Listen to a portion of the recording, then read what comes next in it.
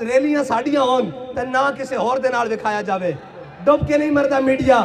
کہنے جی ہم صحافت کے علمدار ہیں, تم جھوٹ کے علمدار ہو, تم بددیانتی کے علمدار ہو, ظالموں کے علمبردار ہو, تم ہمیشہ ان پر پانی ڈالنے والے ہو. اور جناب ہمارے اوپر اتنا بڑا ظلم ہوا, چادر اور چار دیواری کا پامال کیا گیا تقدس, جناب شہداء کو خون میں نہایا گیا اسی روڈوں پر, کسی کو تکلیف نہیں ہوئی. اور جناب وہ پوچھ رہا ہے کہ صحافی بیٹھ کر جناب 4 دن آپ کو جیل میں مشکل تو ہوئی ہوگی. میں کہا ڈوب کے نہیں مرتے جنہوں نے ان سفید داڑیوں میں جناب جیلیں کاٹی ہوں, تم نے ان کا تو نام نہیں لیا اس لیے کہ انگریز تمہیں کہتا ہے ان کو ہیرو بناؤ. لیکن یاد رکھنا وما تشاؤون الا ان یشاء اللہ, ہوگا وہی جو اللہ چاہے گا.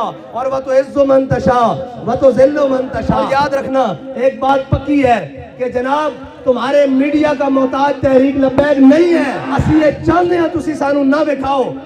پتہ تاں لگے جدو پارلیمنٹ دے دروازے تے دس دے رہی ہوئے تحریک کہ باہر نکلو حضور دا دین باہر کھڑیا.